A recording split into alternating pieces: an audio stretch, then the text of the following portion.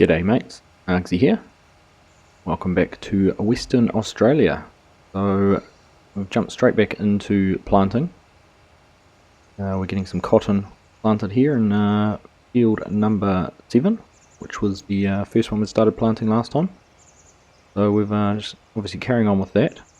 Got this planter here, the other one can't see in the distance. You can see the change in texture there on the ground. Heading down on that path. So we'll just let these guys carry on with their work.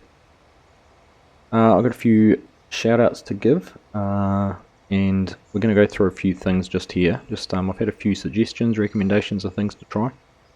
So it'll be interesting to see how those all work, how those go. But I will acknowledge the people who've given me some comments and suggestions on things to try. Some of them I've got to work, some of them I haven't quite. So I had Botar had suggested using autodrive for refilling the planters. Unfortunately, because I've got seed and liquid fertilizer in this, I couldn't get it to work with autodrive because you can only specify one fill type. But at the moment I'm still running the courseplay resupply back over to the trucks over there yonder. So thank you Botar for that suggestion, and if there is a way I can do it, please let me know, because I would certainly like to show that off if it is an option.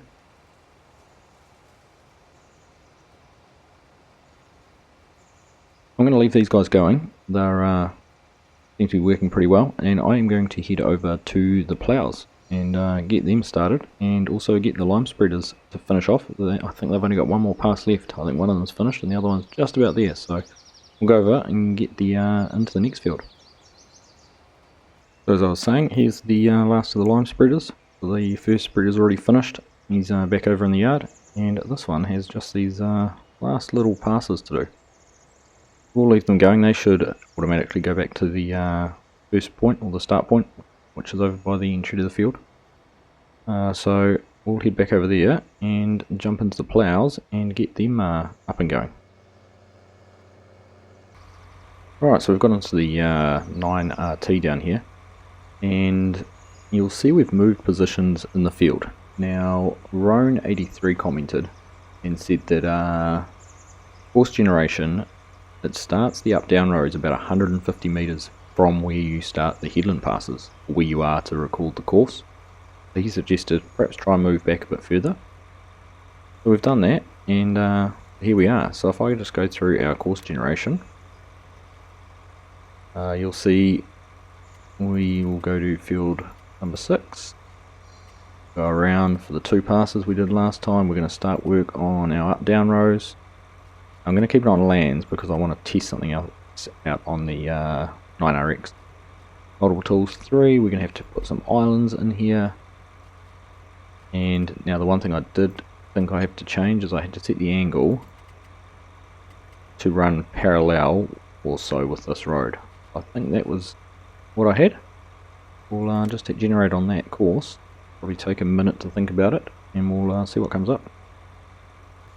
Alright, so there you go. You can see our start point. It was popped up down the bottom here. Green lines on this side, progressing over to yellow, and our end point will actually be up in the top left corner there, which isn't really a big issue.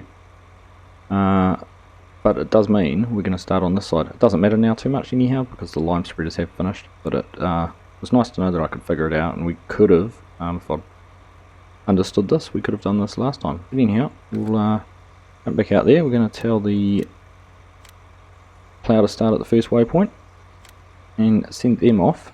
Then we'll go jump in the other 2 and get them started as well. Alright, so we've got the plows underway. They're all doing their thing. We might just actually jump over and have a look at the 9RX. I have made a little bit of an edit to the XML following a suggestion. So we'll jump in there and see how it goes handling the turn in this corner. We know how long it took to turn in the other field. We'll just see if it does a better job or not. Now it's got convoy mode on, so it is just waiting for the quad track to get out of the way. Alright, there we go. They're moving again, and it didn't take them too long to get turned around and lined up. Ideally, the 9RX might be able to do that now too. Get up to the end, get the plow lifted, and see how they handle it.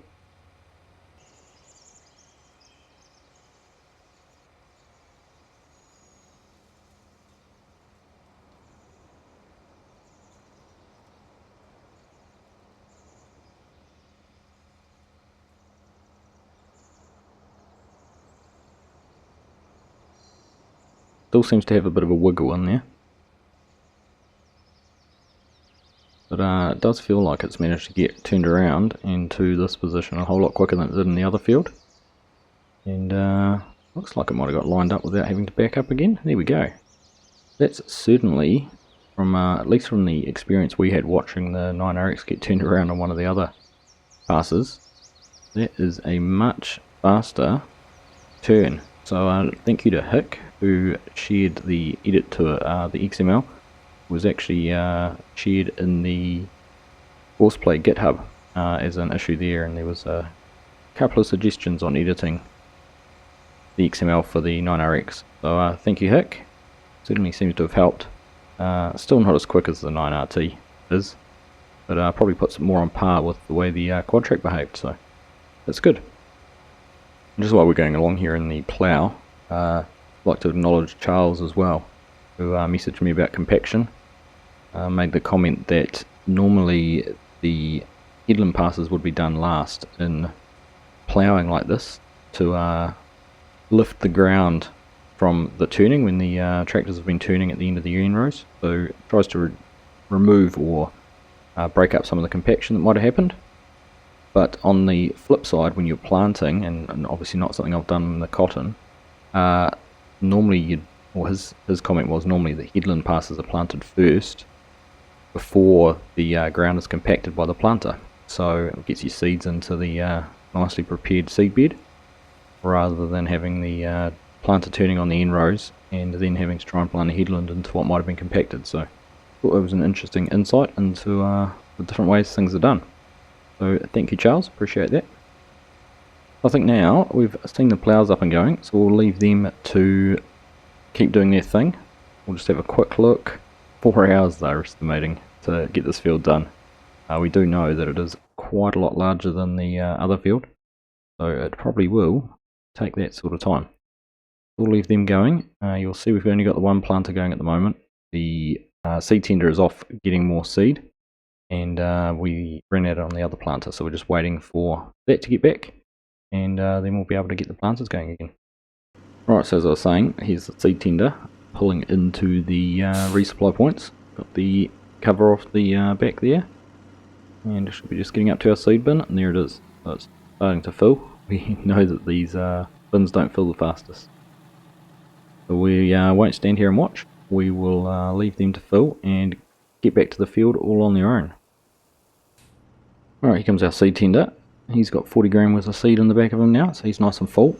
And I decided while we had a bit of a lull, I would get the fertilizer tank filled as well. Still had about 50% fertilizer in the back, but with the planters not really running out of fertilizer as such, I thought that was just a good opportunity to do that.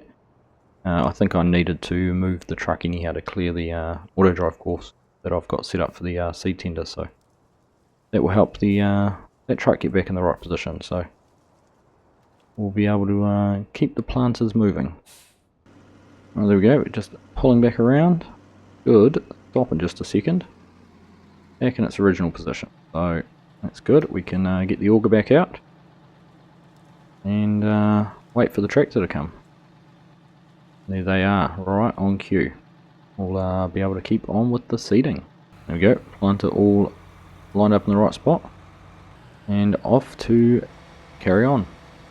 Alright, so both the tractors are back out here planting again. Obviously see the other one there in the background, and meanwhile the 3 ploughs are all running nice and neatly over in the other field. So everything's just running like clockwork. I think there's nothing else for it than to do a little bit of a ploughing and planting montage.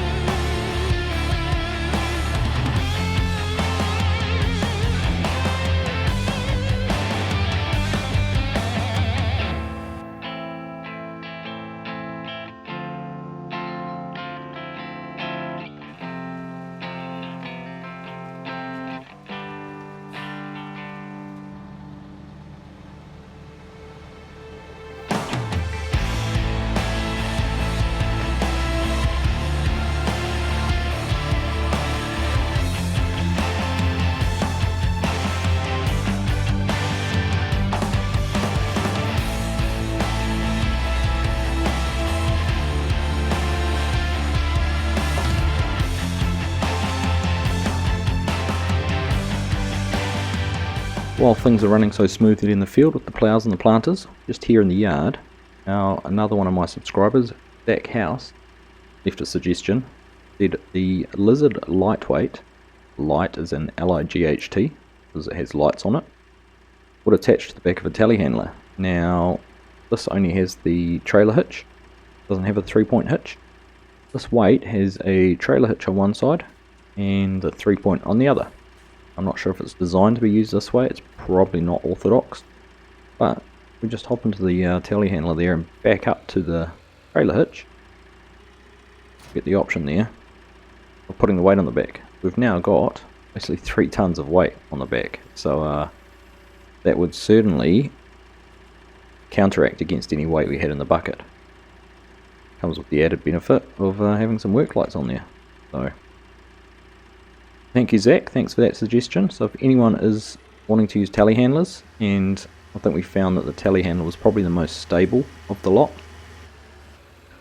or the most manoeuvrable. Certainly stable is probably not the correct word, but seemed to work the most efficiently for bucket size versus stability. You could probably, now with that weight on the back, go for the larger bucket. Telehandler, this BioBelts bucket does come with a telehandler version, so that could be an option. So you'd have the capacity of the wheel loader with the stability and manoeuvrability of the telehandler. So thank you again to Zach for that. And just while we're on comments that have been left, another one is for 84BKA fan 29, who contacted me via email, and he sent me his autodrive courses for Western Australia that he'd created for pretty much every single field. Now, I haven't loaded it into this save, purely because I had all mine set up already with the reference points I had. But if we just jump out of here, and I'll just open up a fresh save and just show that off to you to see the work that he has put into creating that autodrive course. I just loaded in here in the store down at Cargill's, and you can see already how elaborate this autodrive course is. So if we just, I'm just going to take a quick drive around here and show you a few highlights. So set up for the liquid fertilizer, 4 different spots to send it to depending on the length of your vehicle you're using. You come around the back here, again there's some other fill points. There's a fertilizer fill point. He's labelled the ammonia. I'm not actually sure if the ammonia works in there, but the fertilizer again, same again, short, long, double train. Unload at the depot. Again, you could, I guess you could put your own sell points in there and have that as an unload point. I don't think it is by default. But just the detail that has been put into this, and I'll show you, because obviously all the points through the sell points there have all been done like that. I'll just head down out here. I just want to find an entrance to a field. Find where the best one might be. We'll head back up this way, just past the shop entrance, and there's a couple of fields on our right that we can get into. We've just got this road on our right which heads into a couple of fields, so you can see the courses, how they all go in here. Nice good swings for the trucks and big long road trains, and then routes into each field. So we've got field 16 and 15, southwest and northwest.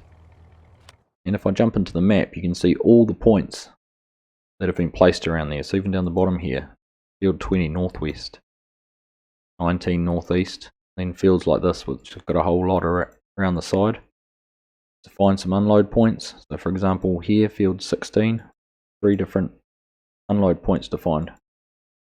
Can't click on the third one, there it is.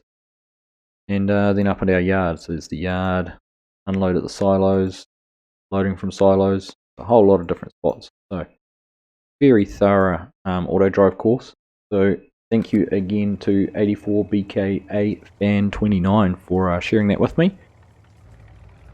It's I will try and get it included in the game. I haven't, like I said, I haven't included it at this stage, just because of the way I've got my things set up.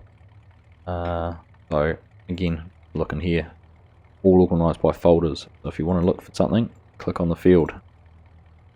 So a lot of effort's gone into it. Alright, there we go. The first of our 8RXs is finished. Just here getting everything folded up. We just actually turn our display on at 2%. of seed left, so not far from needing a refill, but they got there in the end, so that was good. And we'll just go and find the other one, and he has just come around the corner and has this last little section here to plant. I think the way the course is set up, they will drive all the way down to the entrance to the field, which is fine. We'll let them do that on their own and catch them when they get there.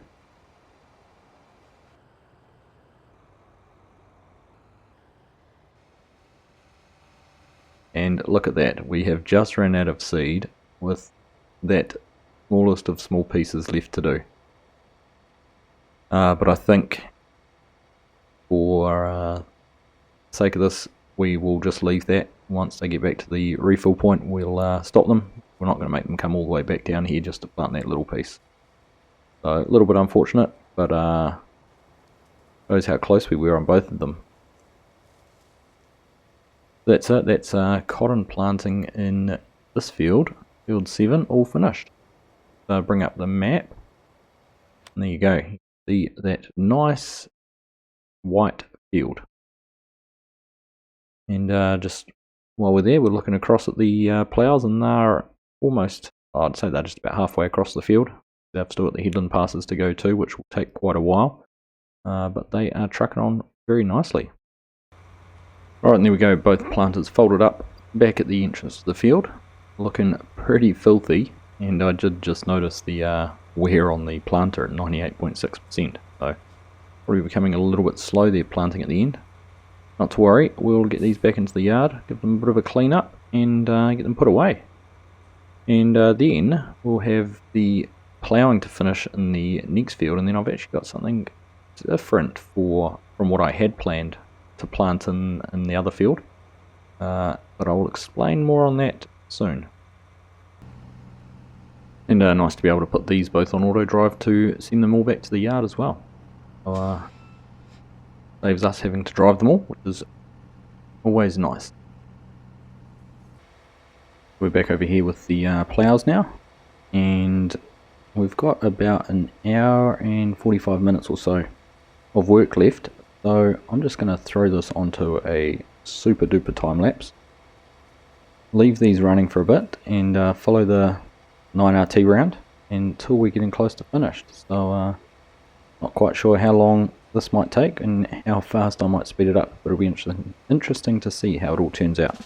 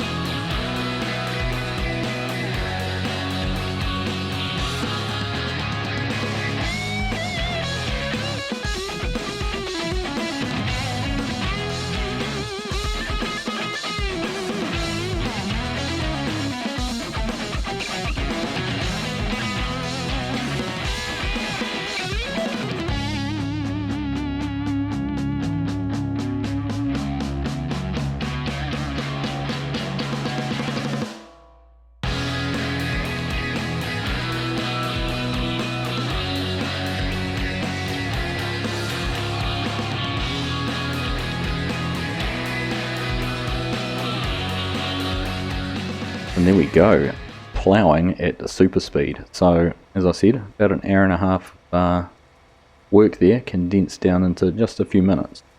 Now I'm not quite sure how it happened, but the quad track managed to get ahead of the 9RT here, so you can see the path on our right that's been done. That's the quad track, and they've already finished over in the corner. The 9RT here is on its last round, and the 9RX is just about to start its last round, so it'll pick up that strip there just to our right. I'll just bring up the map though. I think, quite sure how, but one of the tractors, I'm assuming it's only one of them, must have finished a pass and decided to start on its headland rounds rather than finishing off. So we've just got a couple of up and down rows here, which we'll just go and jump in the quad track. It's just parked up over here, and we'll go and get these tidied up manually, and hopefully by the time we've done that we should just about be finished around the headland passes. So it looked like it was the quad track which got a little bit confused. This pass we're doing now would have been their centre pass on their first headland loop. So I think they must have got to the end of the row up here where we've just turned around underneath the pylons there and started doing its headland pass rather than turning around and heading back down a land. So anyhow, just these few little bits to tidy up, and there we go, the 9RX is on its last lap, so we will be finished the ploughing in no time. And there we go, the 9RT is just pulling into the end point down there, so they should stop in just a second and get their plough folded up. There we go, there's the little notification from courseplay. So we'll just get these two little pieces done, and then we'll get these tractors back over to the yard and start to have a look at what our planting options are. I'm intending to put canola in this field, and for that we obviously can't use the DB120s we have had. They can only do more of the row crops, so we're going to have to get a seeder, and I've got my eye on something, so we'll get that all set up and ready to go soon. So originally I was going to run the big Borgo air seeder and air carts. I had two of them sitting here patiently waiting to get out into the fields, but we've changed our plans. We're going to sell these, and I'm going to get something else delivered. So we'll get rid of them, they'll disappear, and we'll go and have a look at what else we've got. There we go, all gone. Right, let's go and have a look at what's sitting over in the yard. And there we go. So, a pair of bent 1050s. We've got the John Deere air planter and the air cart. And down the backs, we'll go for a wander. You'll see we've actually got an anhydrous tank behind. So I've modded the map to add anhydrous. The kind folk over at Forward Agriculture contacted me and asked if I'd like to try out their prototype of their anhydrous tank. So that's what we're running here on the back. This is the CC7500, a twin tank, and the cart and seeder is a custom mod they've done to run with anhydrous. So you'll see got a connection there and the anhydrous pipes which run all the way through bottom of the air cart. They come out here and head up and go into each of the row units. So fantastic job they've done. So we're going to run a pair of these. They are only 23 meters wide, so a little bit narrower than the Borgo we were going to use. And I obviously know that Borgo is a pretty popular brand over in Western Australia, so we might be going a little bit away from what would normally be used, but the opportunity to try these out was too good to turn down. And you'll also notice we've got triples on the back, channeling our inner Mike Mitchell, and a few logos scattered around. So thank you to Mark Thor, one of our subscribers and big supporter of the channel. He's done a few custom mods for us now, along with a couple of other of our YouTube creators, fellow YouTube creators. So he's done a great job getting the logo there. I think it's even up on the seat back. What I can see up in there. Yeah, there you go, right on the back of the seat, and a little one on the roof. So thank you, Mark, appreciate that. But the bonus of this is that the air cart, 30,000 bushels of seed. There's no need to run fertilizer in there, because obviously the anhydrous will be doing the fertilizing. So I'll go and get these all set up, and just over there in the distance you'll see we've got an anhydrous supply tank. So I decided to put this here rather than run down to the store to pick it up. We'll just play the role that we get this delivered and resupplied. So I could have probably set it up with the autodrive course and had a tanker supplying that, but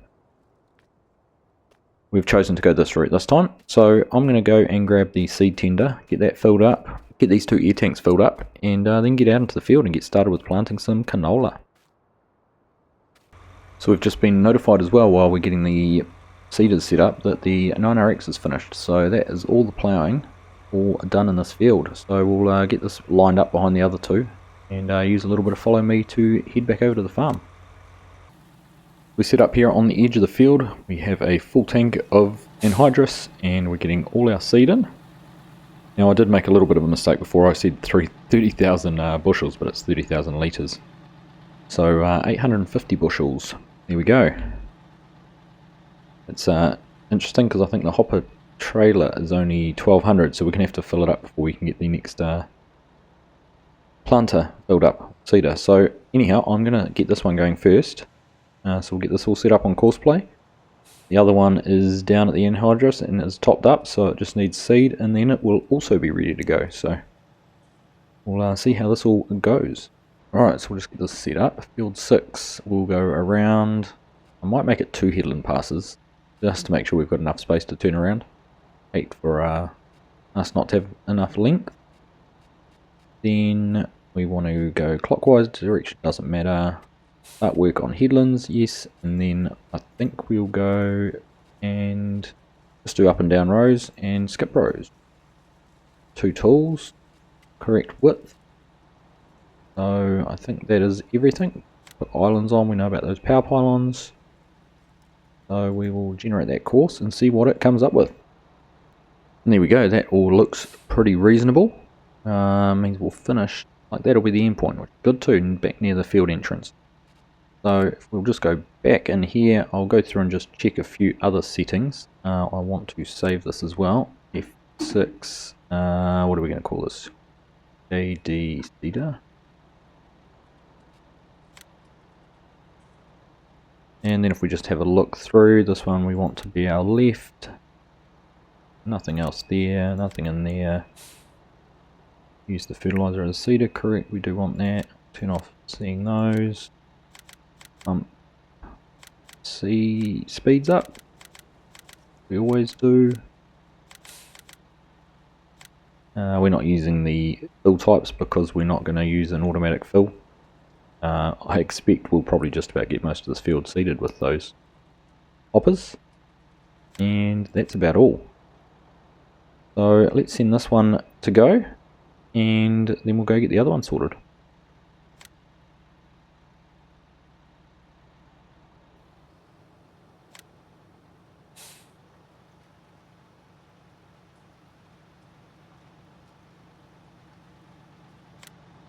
I've just realised an error. I hadn't changed to canola. So we'll just swing around and overseed over that little bit of wheat, or else we will have a problem when it comes time to harvest with wheat in that little bit. Let's go through, we'll select our canola. Now I might just manually just seed across this just to make sure we get it all done. Right tool to lower it. Go.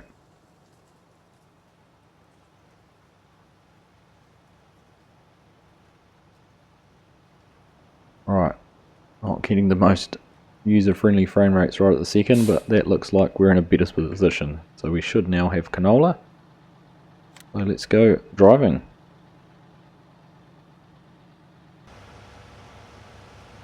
Struggling to get up to the 11 miles per hour it's capable of at the moment. Bit of weight that it's pulling behind there though. The Anhydrous and the seed. So anyhow, we'll jump out here, out of the way quickly, and go and get the other one sorted. Just should just be through here. Here we go. Right, let's get this filled up and on the same course. Just had to come down and pick up another 1277 bushels of seed. We only had enough left in the trailer for 50% of the hopper and the second of the air drills, so we've had to come down and get this done. Not the fastest load speed on those silos, but anyhow, we'll make do with them. There we go, auger out, back in here, we have some adjustment on it. Yeah, perfect. Oh, just a little bit. There we go, right. Let's leave that to go, and we'll go and get back in the tractor. I've already loaded the course up, so we'll be able to get going straight away. Alright, I've made sure I changed to canola as well for this one. So if we start the course at the first waypoint, and I think I've got everything set up. This is the right hand one. Everything else should be good to go. Let's crack into this. Alright, and there we go. The second of the seeders off. Getting canola in the ground.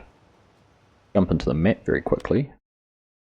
The first tractor's got about not quite halfway around the field. And we've got, what are we seeing on the clock? 2 hours 50 to get this done. It's not going to be a quick process, but they're going to cover some ground pretty quick with these big wide drills. We'll let them going. We'll do a little bit of a montage and time lapse of these great looking machines. I'm super impressed with this Anhydrous tank by Forward Ag.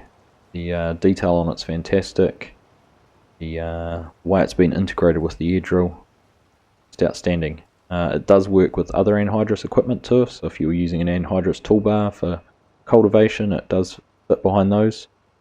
And it can also be configured for liquid fertilizer too, so if you don't have a map that's got Anhydrous on it, or you're not able to edit the map for Anhydrous, then you could just use it as a liquid fertilizer tank. But pretty cool setup, I must admit, and this Fendt with the triples on it. I know a few of you had suggested using the 1050, mainly probably more for the grain carts, to avoid the twitchiness that the articulated tractors had, but certainly has a nice look to it. And having seen Mike Mitchell use it on his big planters in Canada, it's not out of place. Anyhow, that's enough of me rambling. Let's admire these machines in a time lapse.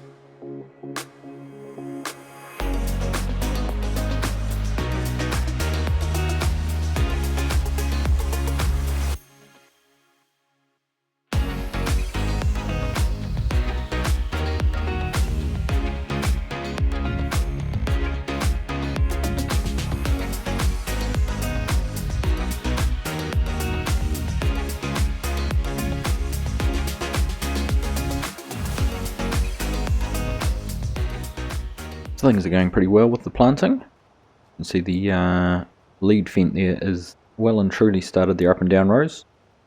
We are in this one just getting down to finish our headland pass, and then we will also get onto the up and down rows. I was just looking, I think, according to courseplay, we're on, what, 2200 of 9000 points, so we're pretty much a quarter of the way through. And if you look at both our seed and Anhydrous, we're not even a quarter of the way through. So I'm feeling pretty optimistic that we will be able to cover the whole field without having to refill, which would be nice. Make a big difference to what we had to do with the DB120s in the other field, having to refill those quite frequently.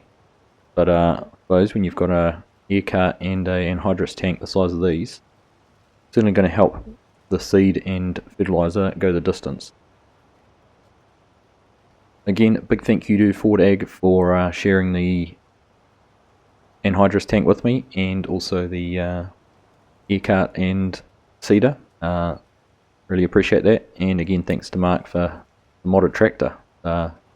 Seems to be performing pretty well actually. Has not really skipped a beat. It does look like it might be slipping a little bit, but it's travelling along at the 11 miles per hour it's meant to, so not going to complain on that. But I think I'll wrap things up here, let these guys carry on planting.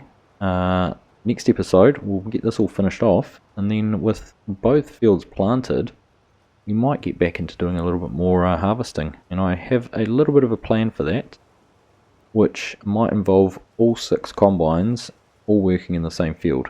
So stay tuned for that next episode. We'll see how things work out for it. But that is all for me for now. Hope you have enjoyed it, and I will catch you in the next one.